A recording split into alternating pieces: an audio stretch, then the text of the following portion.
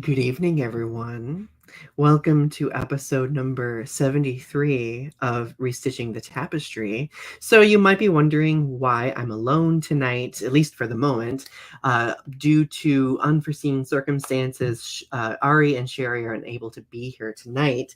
However, I do have a dear friend of mine who is serving as special guest, not to mention basically my sit-in co-host for the evening, and that would be the ever so iconic Stream of Awareness. Hello, darling. Welcome.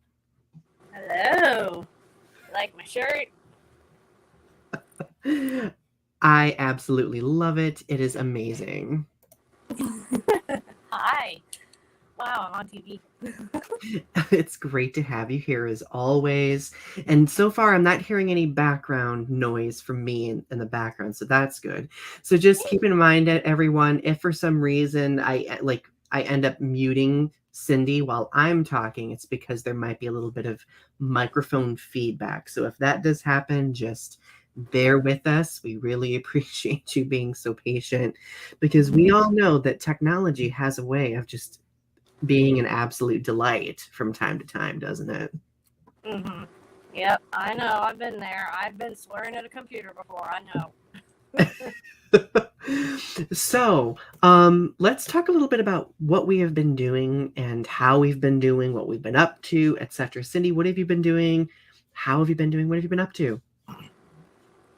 Well, I've been taking care of my dad, like always. That's every day. That's going to be happening for a long time. But I've also been protesting Autism Speaks quite a bit. You know, I have my one Twitter account just saying something about them every day. And then I've got another one where I've been kind of dogging them a little bit, just a little bit. You know, nothing like really totally mean, but like calling them out. So, and also just trying not to melt. It's 100 degrees here in Southern California right now. So, like, what about you? Yeah, I would literally be having the air conditioning blaring at me constantly. It is. Right. Well, for me, I've been doing pretty well. I actually, today's been a hellaciously busy day. I just got done doing a creative writing workshop that's lasted all day, and now I'm home. I just got out of the shower, which is why I was wearing a hat. I'm still in the process of moving. My partner and I will probably be moved into our new place by next Wednesday, which we're really excited about. Um, yeah, it's going to be great. And beyond that, I've been trying to do some writing here and there. It feels good to be back in the swing of things. So, because I think I've mentioned this on the show recently before as well. I've been kind of like in some major writer's block over the past 3 to 4 months since my second collection of poems came out. So it feels good that that's kind of lifting just a little bit. Let's just hope that Yeah. it continues to lift.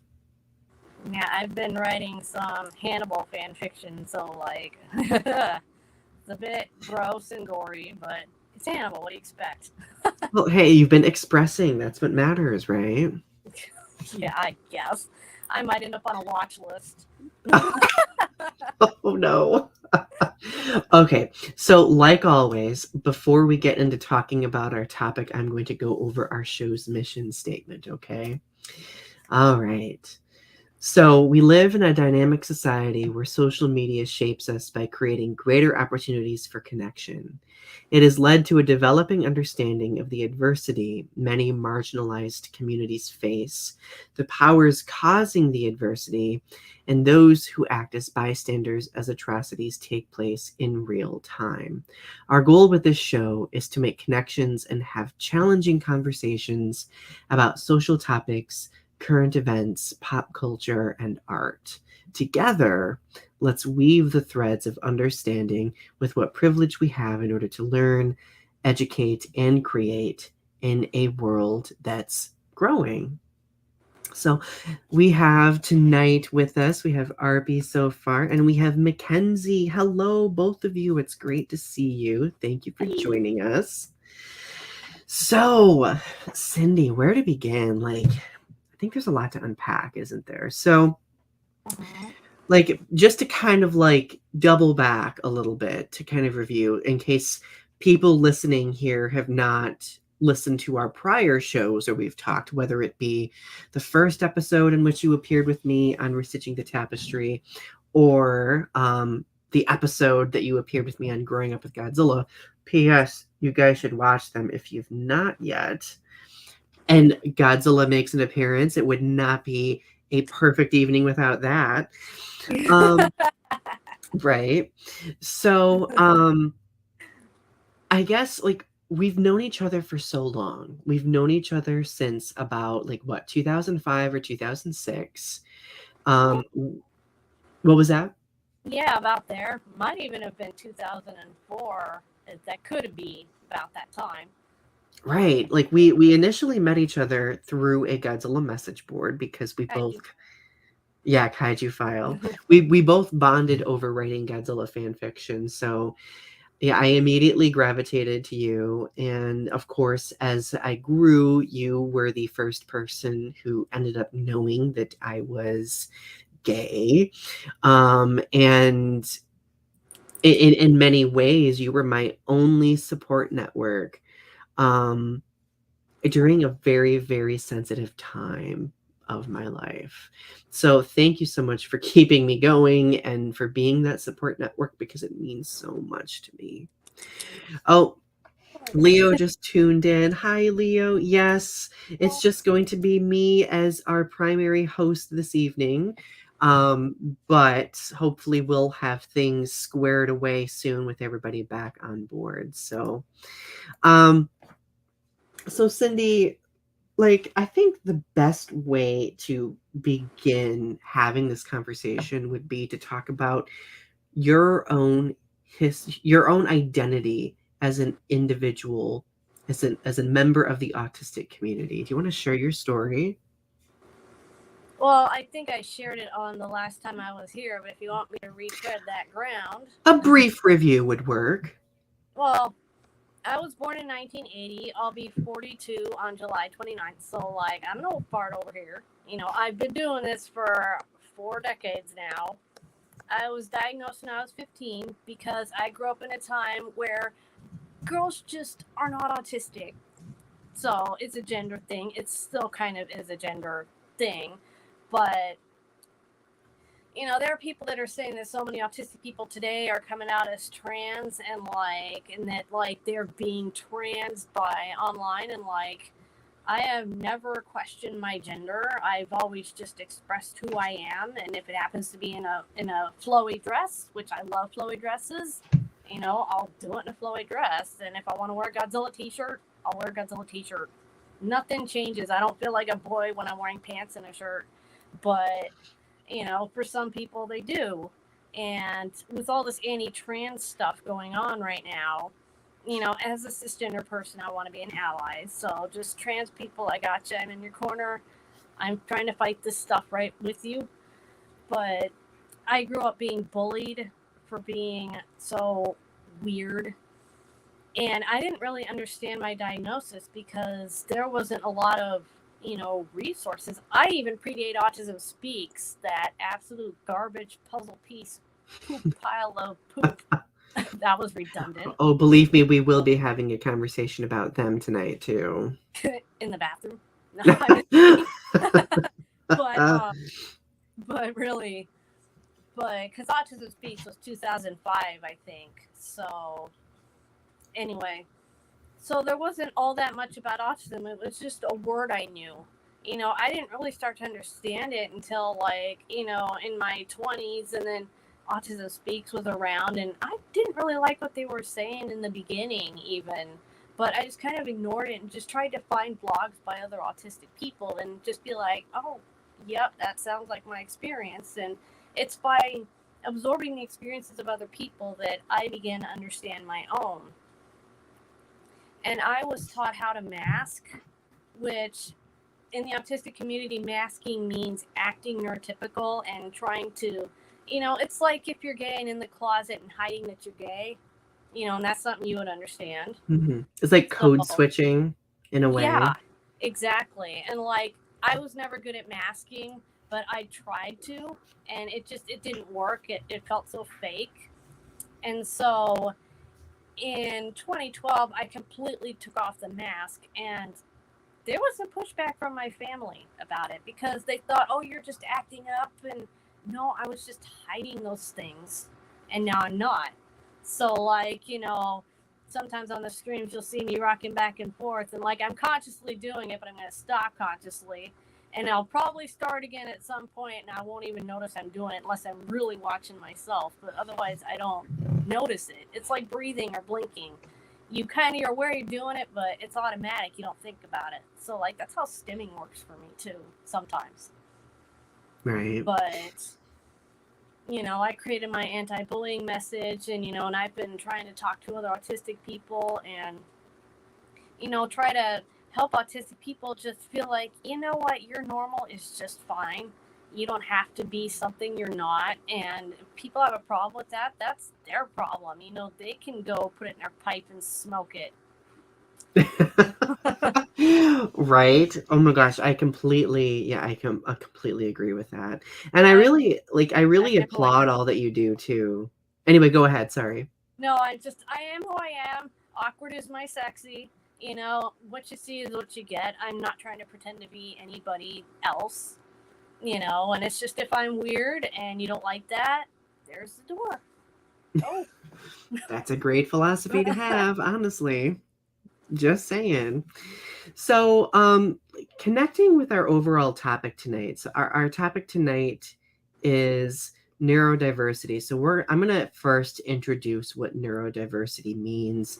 And then Cyndi, we're going to have a conversation about what neurodiversity has meant for you. And we'll continue having conversation about your efforts in promoting neurodiversity and why it's important for people to start heeding it and paying attention to it. So according to Harvard Health, neurodiversity describes the idea that people experience and interact with the world around them in many different ways, and that there is no one right way of thinking, learning, and behaving, and any differences there are not viewed as deficits. Additionally, the word neurodiversity refers to the diversity of all people, but it is also often used in the context of autism spectrum disorder, as well as other neurological or developmental conditions such as ADHD or learning disabilities. The neurodiversity movement, just to provide some history, emerged during the 1990s, aiming to increase acceptance and inclusion of all people while embracing neurological differences. Now, when it comes to neurodiversity, I wanted to add this bit of context too. The words in it, like words matter when it comes to neurodiversity. Neurodiversity advocates and encourages for inclusive, non-judgmental language use. So, and we'll be talking a little bit about what that looks like, especially for the autistic community as well, right? So, Cyndi, tell me a little bit about when you were first introduced to the term neurodiversity. When were you exposed to that? And did it help you kind of develop a sense of like self-acceptance? Yeah. Let's see. I joined Tumblr in, I think it was January 1st of 2014. And that's where I was first exposed to it. I'd kind of known somewhat about it, but until that point, I'd kind of been in like pretty much closed up communities, like on LiveJournal and on like forums and stuff. So like I wasn't exposed to like just a big broad world of this stuff. So when I got on Tumblr and I discovered it, I was like, whoa, oh my gosh, these people, they're just being themselves and fighting back and biting back at the people that try to tell them that they have to hide it, cover it up and stuff like this. And oh my gosh. And I was like a flower in the rain, just absorbing that, like just like I couldn't believe what I was reading. And it was just like, You know what?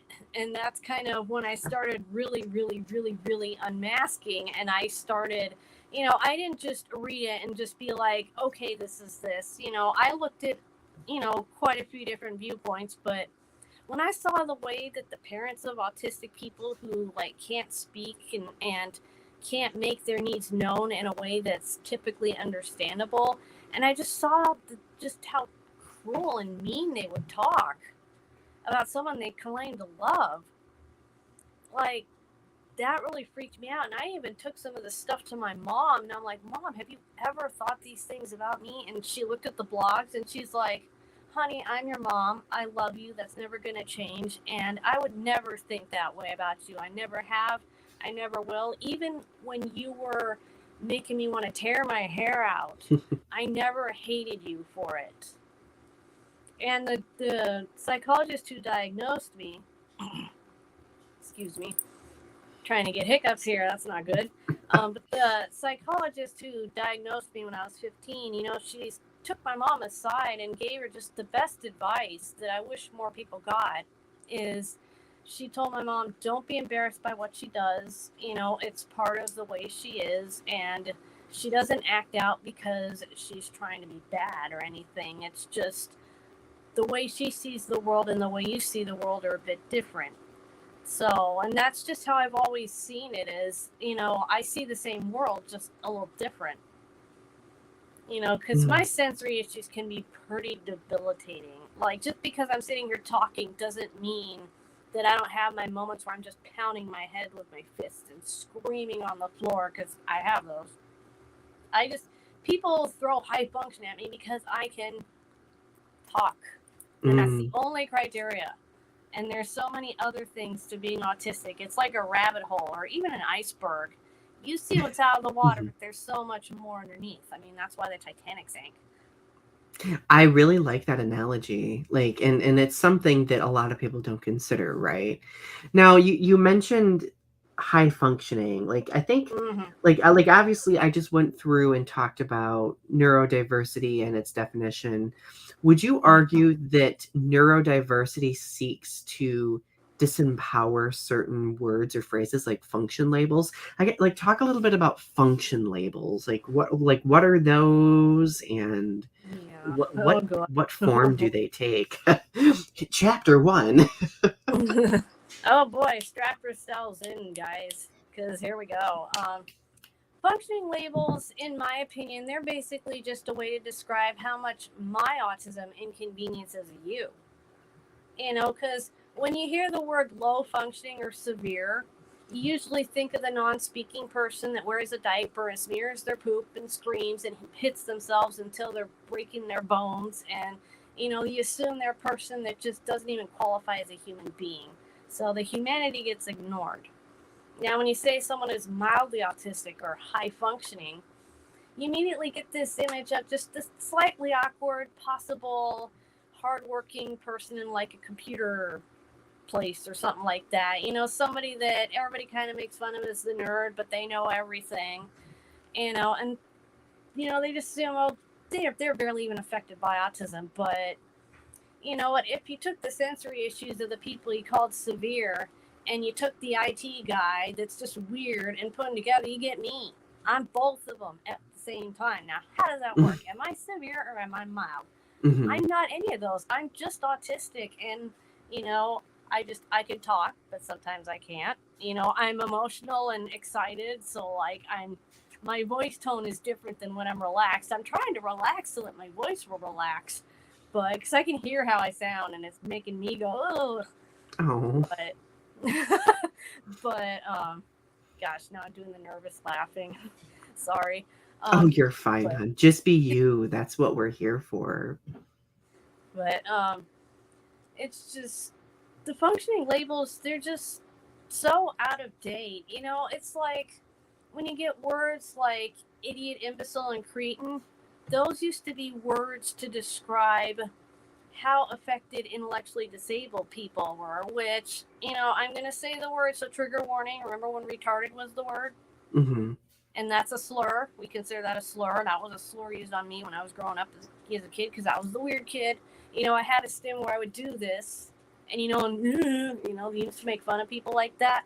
I used to do this legit, and people would come at me doing this. And but if you did it when you were 7 and 8 years old, I'm not going to begrudge you. But if you're still doing it at like 20 something, I'm going to be like, dude. But well, anyway. especially when we consider how other people respond to it too, like because there are still people out there who will bully others for those types of reasons, which is of course inexcusable. Right. Yeah. But the words, there's another one, moron. So there was idiot, moron, and cretin, and imbecile, and those are like for different levels of people with an intellectual disability, because you got some people with an ID that they're pretty well in society, they can be independent, and then you got some that they need round the clock care, and like imbecile was like the worst you could possibly be, and like an idiot was, I think, I could be wrong, and the idiot was the most mildly disabled person, which, and I hate those words. I've tried to wipe them out of my vocabulary, because when I think about their origins, it's like, people use those words to insult intelligence, and like, insulting intelligence always hurts intellectually disabled people, no matter how much of a joke it is.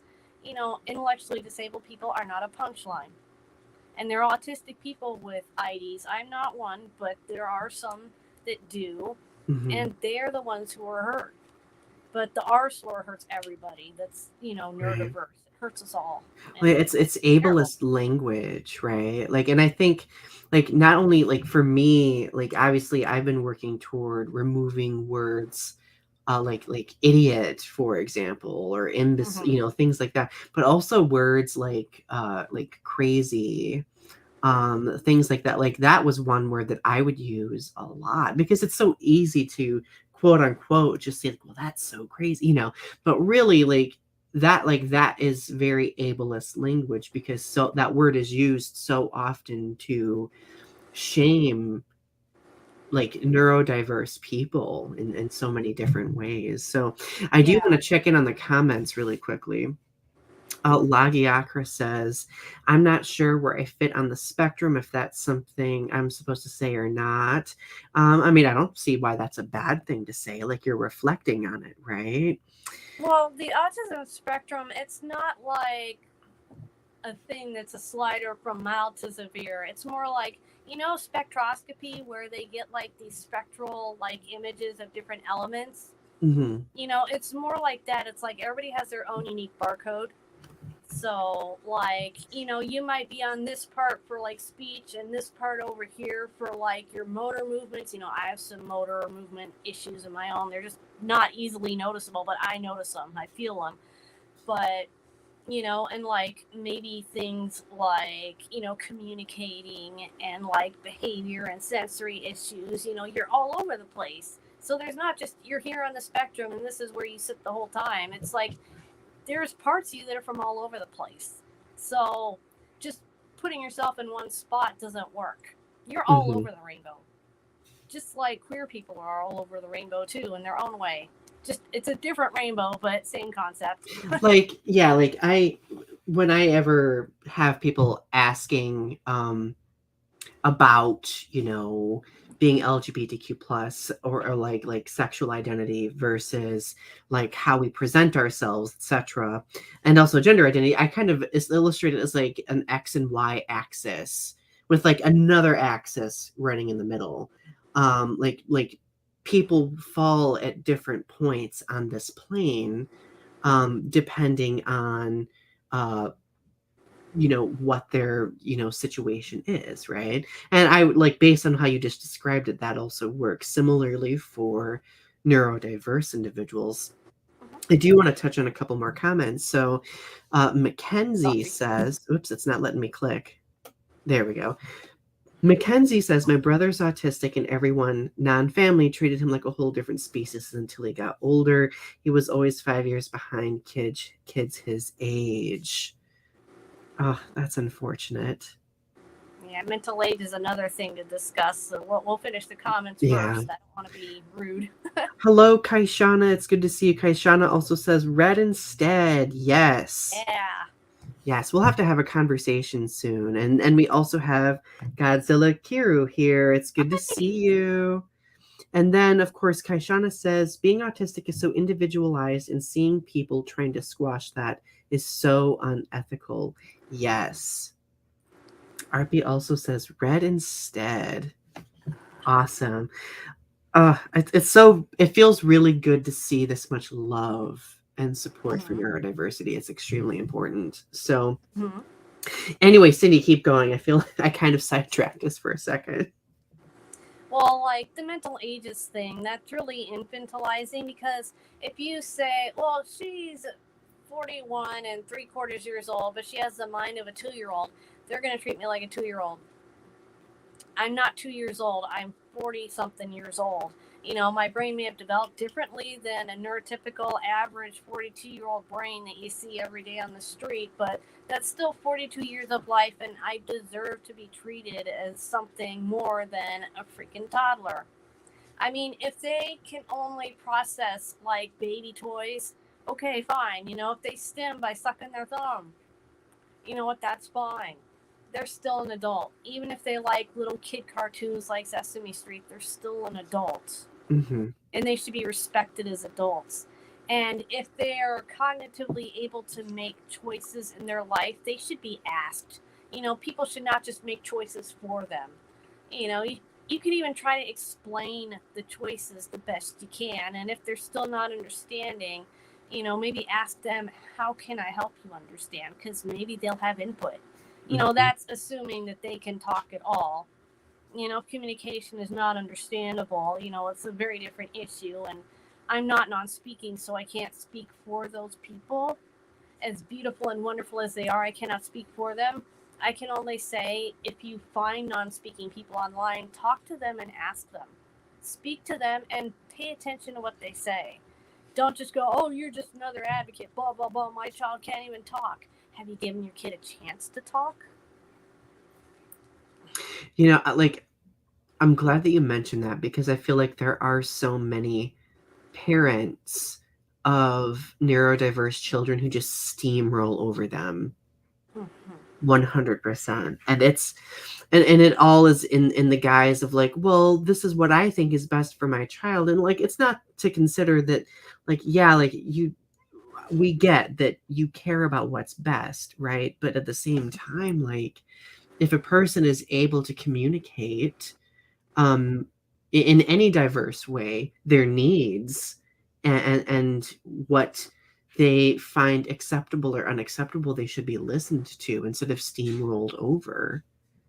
Yeah, Right? I know. And like the ABA therapy, excuse you, but ABA, applied behavioral analysis, there are so many people that sing the praises of this, except autistic people that it's done to, because it's a therapy that basically tries to squash away all autistic traits. And there's therapies that say, we don't do that. Shut up. No, they still do. But there are also therapies that call themselves ABA, but they're really genuinely not. They just have to call themselves that to get on the insurance. So it makes things even more confusing. I call that not ABA, but ABA by Ivar Lovaas, I don't know if I'm pronouncing his name right. You know, it's basically conversion therapy. And, you know, and Donny, I'm sure you've heard of the conversion therapy for gay people. That's what it is, except it's autistic conversion therapy. It's horrible. It's left people with trauma and PTSD, and like, it's just created a bunch of damaged autistic adults. I mean, you'd think that autism is the damage. No. The mental illnesses that come from treating us like crap is the damage. And there really aren't a whole lot of autistic people in the world that aren't traumatized in some way, because of just the way the world just ignores our basic human needs and like treats our traumas and our fears as, oh, it's not that bad. I mean, that noise really doesn't hurt your ears. So we're subjected to stimuli we can't escape from, and that's traumatic. I mean, I had a really traumatic experience with sensory issues just a couple of years ago, and it still affects me today. You know, trigger warning, period talk, but I had my period and I got stuck in a situation where I could not get away from the sensory onslaught of the outside world because I had to be there for somebody that was having surgery in a hospital and my body had bad timing. I had no way to escape it, so I was in sensory hell for like 6.5 hours. I didn't say a single thing until we were home, and then I kind of blurted out, "Oh my God, my cramps are so bad, and why are you making it all about you, Cyndi? You're being so selfish. You know, he's over here, he just had surgery. You're just so selfish, Cyndi." And like, that is the trauma that autistic people get. We make our needs known, and we're screamed at as if we've committed a crime. Mm-hmm. That's like, again, it's all about steamrolling. Maybe a better word for me to describe that behavior that people impose on neurodiverse people would be minimizing. Like there's always like this degree of minimizing that takes place where like a person's feelings are minimized, a person's perceptions are minimized, and that's like, to me, that's just manipulation. Like that's manipulative. I do want to check out some comments really quickly because I fell a little bit behind. Kaishana says, I once had an autism mom attack me for writing about how ABA is so bad for autistic individuals. And let's see, while autism is part of my life, it's not all who I am. I'm Black, deaf, female, struggling with trans feelings and such. Thank you for being so vulnerable, Kaishana. Like, I really appreciate you expressing this. Thank you. Also, it's so important to talk to the autistic individual rather than the caregiver because everyone can communicate. Yes. Kind of going back to like that steamrolling. My voice just cracked. Pardon me. So like I'm going through puberty again. What else is new? Arpy saw Arpy saw somebody did a fundraiser for Autism Speaks. Oh, yeah. Can we talk about that? Actually, funny story. Cyndi actually educated me one year. Remember, like several years ago, when I like posted like this lighted up blue thing, and you messaged me. You were like, Donny, like Donny, that is the wrong color. I felt bad because it was like at the end of the day, in the middle of the night, I was going to bed and I saw it, and I felt so bad because you'd gone all day, and then I saw it, and I'm like, oh no. No, like I'm glad that you said something because that educated me, right? Mm-hmm. Like for those of us who are neurotypical, right? I believe that's the correct term for it. For those of us who are neurotypical, like because we have that privilege, right? Like we don't always understand function labels or the way like certain groups suggest that they are helpful, like when really they are harmful.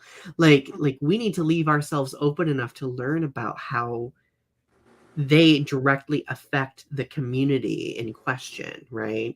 As opposed to allowing them like work through us to perpetuate misinformation, which is exactly how that works, unfortunately. So yeah, so don't ever feel bad about educating me. I appreciate that you did, because now I feel like I am able to advocate with you and raise my voice with yours in order to help make a difference, right? I love that so much.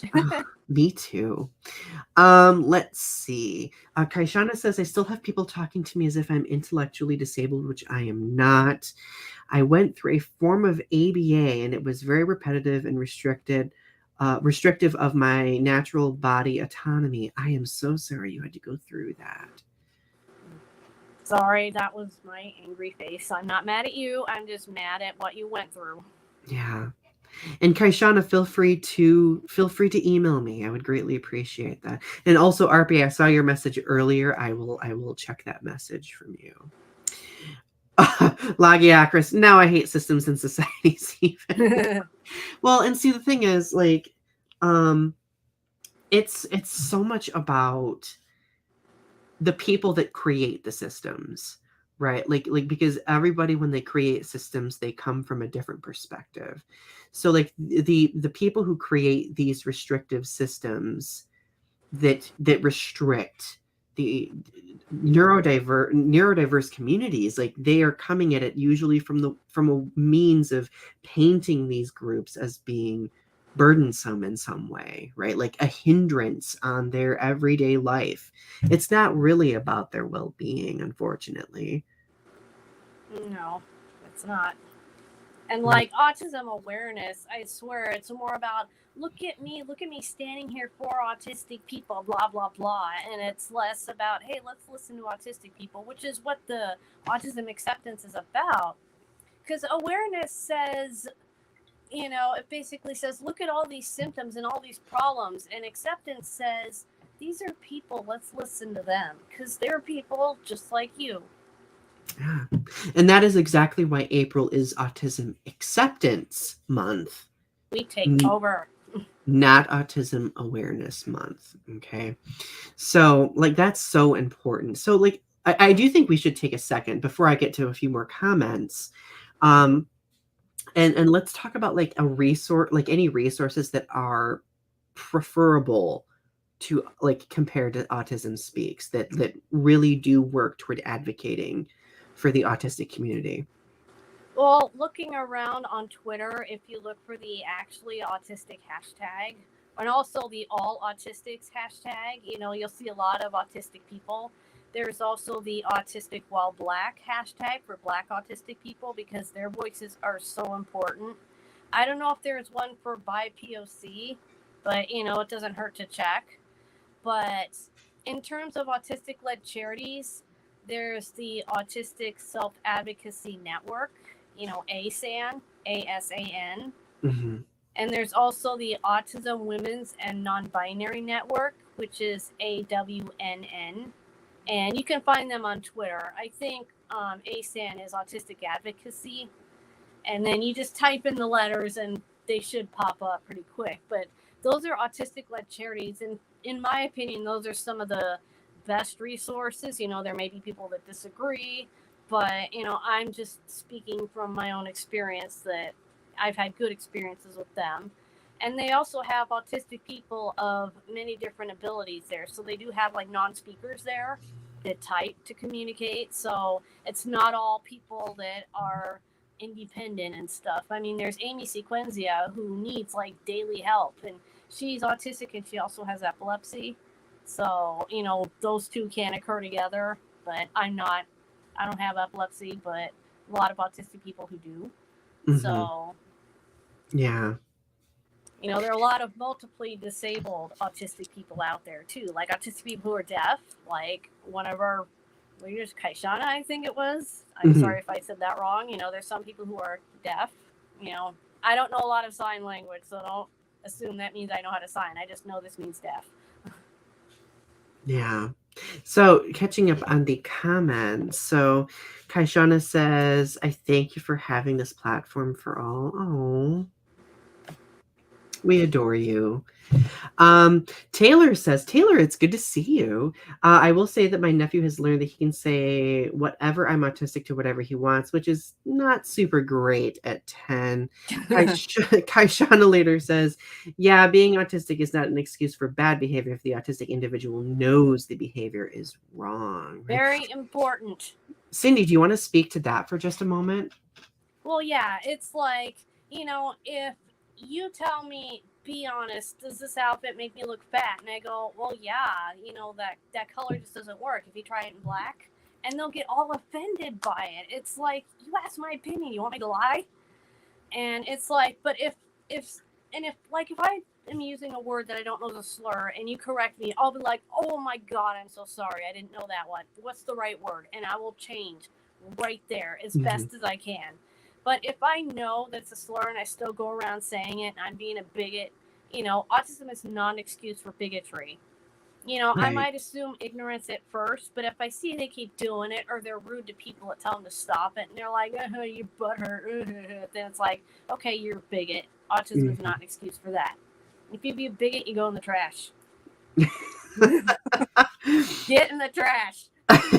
So Godzilla Kiru says, I'm still not comfortable with holding my comfort object, the Atomic Goji plush from Loot Crate, in front of others because of social norms of quote, you're a 26-year-old trans dude. You don't cuddle with plushes. Oh, I'm sorry that I'm that almost people 42. Look at me cuddling Wiley.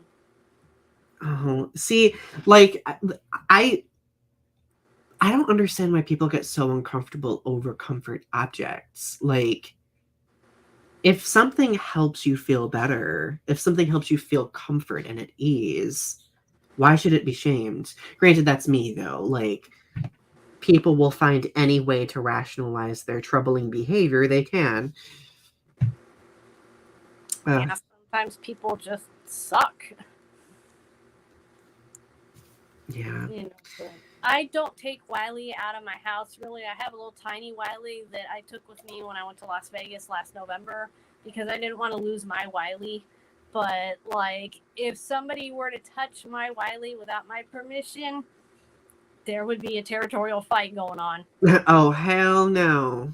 It's like, I would let Donny hold him. I would let, like, my friend Shayna hold him, you know, because, like, I trust them. But, like, if I don't know you and you're touching Wiley, it's like, get out of here with your Well, and see, I would ask first too. Like, I think, like, if you have neurodiverse individuals in your life and they do have comfort items, then it's important. Like, those are personal items, right? Like, you don't just grab. Like, that's not acceptable whatsoever. So I do want to touch on something that Kaishana, you said a little bit ago, and I missed it. I apologize. But you said, my state has a whole Autism Speaks thing that they do each year for schools, and it's so upsetting that it's 2022 and Autistic still have to go through this crap by uneducated or mean individuals. You know, like, I'm glad that you mentioned that, because I see so many schools in my state that do that too. Like, they will have like of course they will have like April designated like their Autism Awareness Month, and they will have like resources linked to Autism Speaks, and I want to be like, what are you doing? What are you doing? Like, no. No. Probably like what you wanted to do to me that one day. Okay. No. Donny, what are you doing? I was more like, boy, what are you doing? Oh my goodness. Let me see here. By the way, everybody, great comments tonight. I just want to go through here. Kaishana says that one good thing is that my music abilities have been soaring lately. That is amazing. Good. Choir girl, I get it. And Kaishana, you are not spamming the chat at all. Like, I think that having your perspective, like it's all about representation. Like, my goal is to help provide that outlet. So feel free to continue talking as much as you want. Like, I really appreciate your perspective. And like RP says, spot on, Donny. I think like they're so insecure that they need to tear others down. That's that I would say that is pretty accurate too, right? So, Cyndi, what advice do you have for like educators and institutions who really just need direction when it comes to autism acceptance? You know, read the blogs by autistic bloggers. You know, even if they're people you may think you don't agree with, just read what they have to say about just things, like especially about things like legislation and stuff, and like, you know, check out the ASAN and the AWNN, like I mentioned earlier, and just really just listen to autistic people. And if you have an autistic student in your class and they come up to you saying that they're being bullied, take it seriously, because so many times I would try to come forward with bullying and it wouldn't be taken seriously. And they will always pick on the autistic kid, like almost always. And another thing is that there's some people that kind of silently encourage it because they think, well, if you're bullied enough, you'll stop being weird. And it's like, okay, maybe if I take my brain out of my skull and hand it to you and die, that'll make me stop being weird, because that's the only way to stop the weird is to take my brain out. And that's got me in it. It's got my blood and my soul and everything in it. I can't exist without it. And so, you know, it's like, I mean, true. It's true, right? it is true, but it's just, But teachers will kind of encourage the weird kid, the bullies, to go after the weird kid to try to shrink them down and make them be quiet and stop being weird. And it's like, nobody should ever tell somebody else who they are. It's not your job to tell me who I am. It's my job to tell you who I am. It's like when you came out to me, and it's like, and I was thinking, that's it? I thought he had some kind of a brain tumor and was going to die in 6 months. He's just gay. There's nothing wrong with that. I still love you the way you are. And I appreciate that so much. But see, like, I think, I think what's really frustrating, like going back to like educators and institutions, which you were just talking about, like there is this us versus other dynamic that takes place, and you're going to be on an episode later on in the month probably as well, talking about how bullying trauma lingers, right? Not to foreshadow everybody, but like that, like we're going to be talking about like that dynamic probably during that episode too. But like I feel like for neurodiverse communities, that probably, like, people encouraging that dynamic makes it even more divisive, right? And then you get parents that get on board, like these autism parents that try to shut down autistic advocates, and usually they'll use their my child is so severe she can't even wipe her butt without my help, blah blah blah blah. They trot out the most vulnerable members of our community to shut down those of us that are trying to help them. They'll claim that we're trying to erase profound, severe, low functioning autism. That's not it at all. It's just we use humanizing language so they don't recognize that we're talking about their kid. And that's so frustrating because the way that these parents talk to their kids, they're teaching other people who are watching how to treat their kids, and their kids are going to grow up and get treated like that too. And that is crap. Not to mention they're minimizing. Again, they're minimizing, but they're gaslighting advocates in the community. As I think Taylor, you mentioned it earlier, like gaslighting, like that's gaslighting, that's manipulative behavior. And when we think about it, is that in the best interests of that child or any member of the community?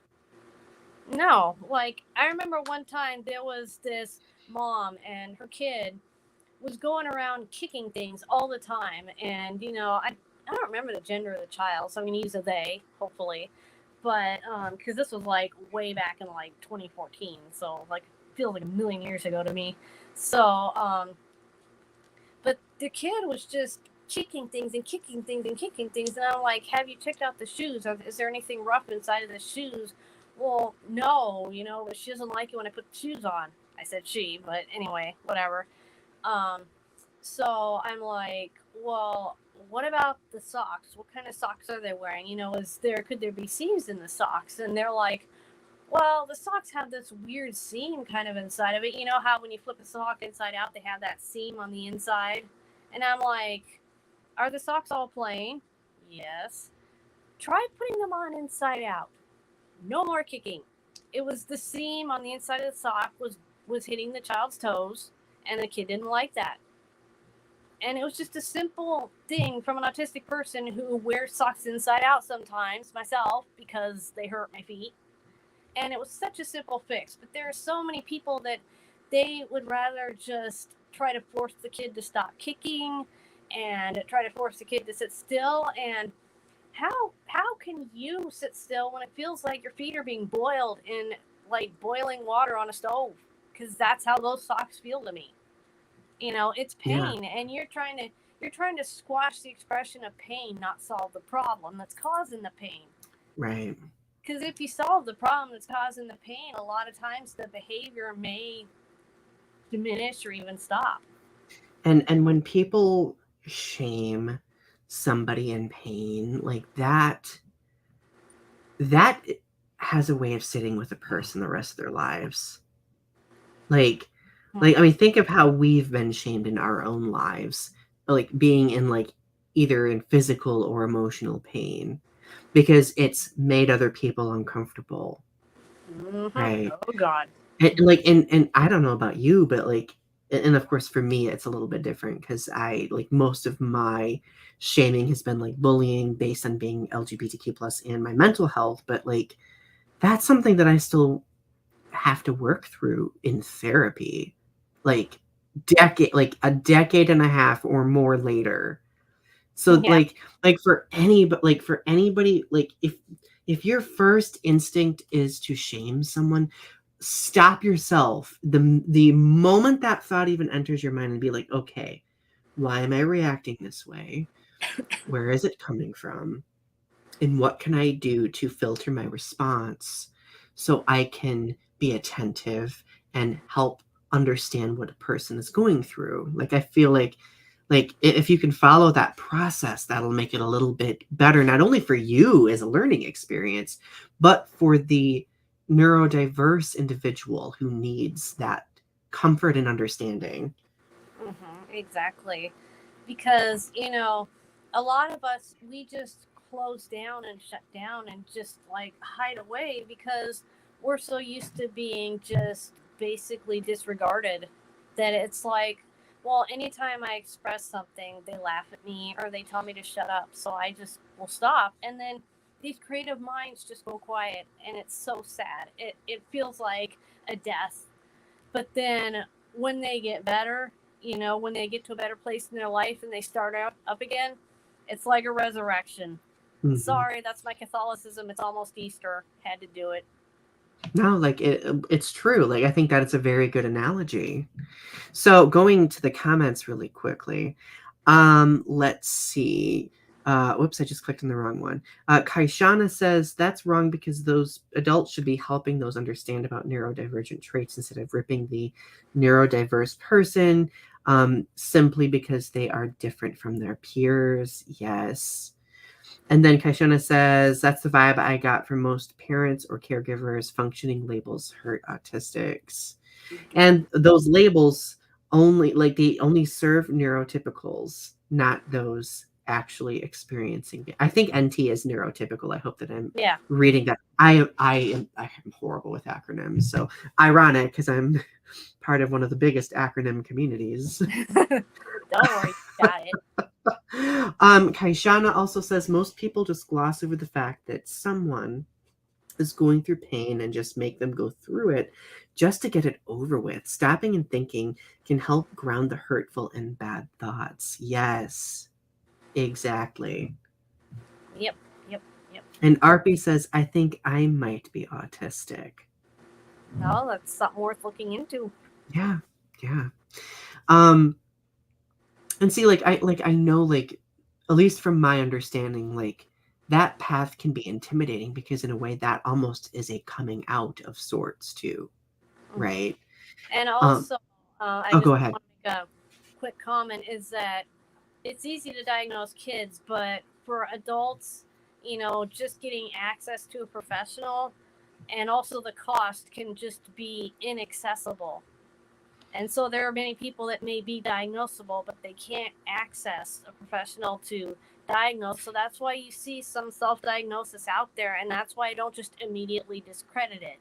Mm-hmm. Because it comes with just as much research. It's just the person is doing it themselves instead of being poked at and prodded and having their entire life taken apart by somebody that's only seen them for maybe, 30 minutes. Right. I think Kaishana mentioned something about that earlier as well, right? About like in certain situations, self-diagnosis being necessary because of that level of accessibility. Yeah, and I kind of see it as it should be like a stopgap measure until you can access a professional. But some people, they may not want to get a diagnosis because there's so much stigma attached to a diagnosis. And also that can make it harder to get a job for people that can work. I'm not an independent autistic adult. I still live with my mom and my parents. And, I'm a caregiver for my dad. But, if my mom can't drive, I'm in trouble because I can't drive. Because it's too much sensory. I can't drive a car and be safe in a car. So, there's no access to driving. I'm in trouble because I can't get what I need and my dad can't drive anymore. So, there's a lot of disabling elements that are not just a sensory issue, it's society too. And, Yeah. it's just like when there's no ramps for someone in a wheelchair. If everything is too far away to walk to, well, what am I supposed to do?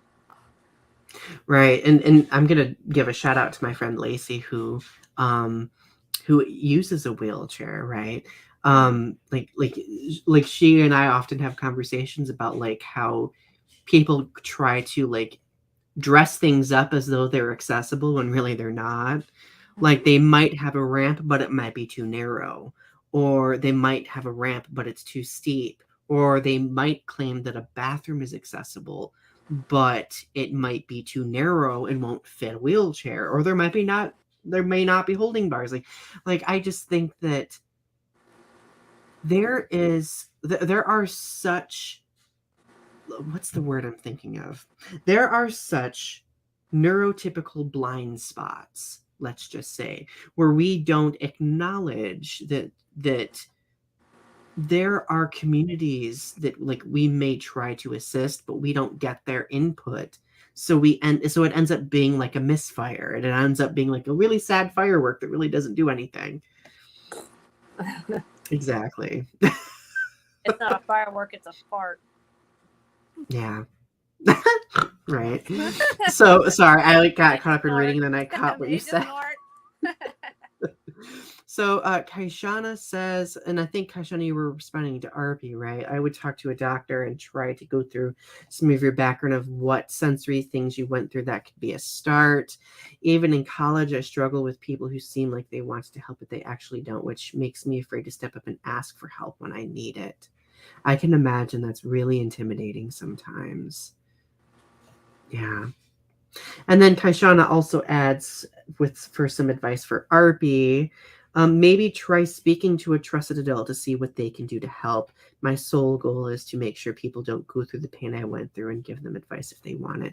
That's like, I think it's really brave of you to put that out there. Like, because like, I know Cyndi and I, you and I have had this conversation a lot, and this can probably be our final talking point too. But there are so few resources for neurodiverse adults, especially autistic adults. Do you want to talk about that for a moment? I know we kind of touched on it a little bit, but yeah, I just think you go to the places where you see these autistic individuals and you ask around, because it's really not easy. I can't just give you a website and say go here, because if you're somewhere in Australia and this is in America, that's not going to help you. So you got to try to find out where in the world people are and talk to them, because if you find someone who's in your country or your state or even your city or something, they might have access to things that you may not just find just sitting on a website somewhere. They might be like, oh, I know a place over on the street, and or there's a place in Brisbane if you're in Australia that, oh, they got something here, like, because countries, like, I don't think Nairobi's a country. I think that's a city. But anyway, my geography is not great. But like, like Botswana and stuff like that, they might have even fewer resources. In countries that are poorer, there might be fewer resources than here in the USA. We can't assume every autistic person that's online somewhere is in the United States. So it's really hard to just name a resource and be like, oh, hey, this is it. right, yeah. So that makes it really hard to just name a place. But check out ASAN, check out the Autism Women's Non-Binary Network, because they might get you started, and then asking around autistic people can help you even more. But I can't just drop a link and be like, oh, this is it, because it depends on every individual, and I don't have that many links. There's so many variables, right? Yeah, and contexts. So Kaishana says, most professors seem so unapproachable, and I'm struggling with this math class, and the professor of that course is coming off as condescending. So I'm asking for help elsewhere, which sucks. I'm so sorry that you're going through that. As a higher ed faculty member myself, like, that frustrates me to hear that you're experiencing that. If you're okay with my advice on that, like, it's quite possible that your college or university might have an office that specializes in accessibility, and they are there to advocate. Of course, like, I know some offices aren't always the best doing that, but that could be something that you could look into if you haven't yet at your institution, possibly. But Kaishana says, at least I'm getting help. That's good. I'm so sorry this semester's been stressful. So some final thoughts for the evening. So Cyndi, this month is Autism Acceptance Month. What other plans do you have this month on your YouTube channel, Stream of Awareness? Well, I don't really have a lot of plans for this month because I already have my little protest video. It's a Doctor Who video with my Sin Doctor, Cyndi. It's an amazing video, by the way. So, yeah, you want to go through a black hole with me? But I just had a lot of fun making that video. And, like, if something comes to mind, I'll come up and talk about it. But I try not to schedule too many things, because then it starts to feel like, well, now I have to do it. And then the creativity just goes. So, it's just kind of pop by the channel and you might find something new. And it might be, I might go till December and then there'll be something. But, it's always in the moment for me, except for like those Doctor Who videos and stuff like that. I make those ahead of time, but a lot of times it's in the moment. So I make it and then I just post it. So I love it. Keep popping by like it's a garage sale. I love it. So let's share where people can find your content at. So we just talked about your YouTube Stream of Awareness. Where else can people find you? Well, I had that sheet of paper and then I threw it away. So like I didn't know I needed it again. But I have my AFBB Twitter. It's A_F_B_BV. So like the letter V. So you type in AFBB and I'm pretty sure it will come up. It has like the no bullying hand icon on it. So you should see it, and there's probably be purple, and you'll see the AFBB message right up on top. So if you see that, you found me. And I'm Butterfly in the Well on Tumblr, and I'm Stream of Awareness here, which we already know. And I have my Gogeta Spouse Twitter account, but that's really not for kids. It's really, I can be kind of gross over there, so I don't know if that's where you want to go. But my anti-bullying activism Twitter is a pretty safe space for all ages, but my other account, no. If you're a kid, stay out of there. You will be scarred for life. I talk about Hannibal stuff on there. You don't want to see that. Oh my goodness. So if you would like to watch other collaborative videos that Cyndi and I have done, check out episode number 64 of Restitching the Tapestry, where we talked about autism acceptance with Sherri. And then also episode number 4 of Growing Up with Godzilla, where we talked about the importance of respecting the history of that character and franchise. Cyndi, like, rest assured, whenever you and I get together, we always have great conversations because that's just what we do, right? Yeah, of course. And Kaishana says something very, very sweet. She says, "Thank you, Cyndi and Donny, for being a place of acceptance for me. Always, always. We really appreciate you." Of course, I just like went haywire and clicked on like 5 different things. So anyway, thank you for supporting us. As always, thank you for listening. Subscribe to our channels if you haven't yet. Click on the like button. Feel free to share this video around if you feel comfortable. And we will see you next week. All right. Bye-bye. Love you. Bye.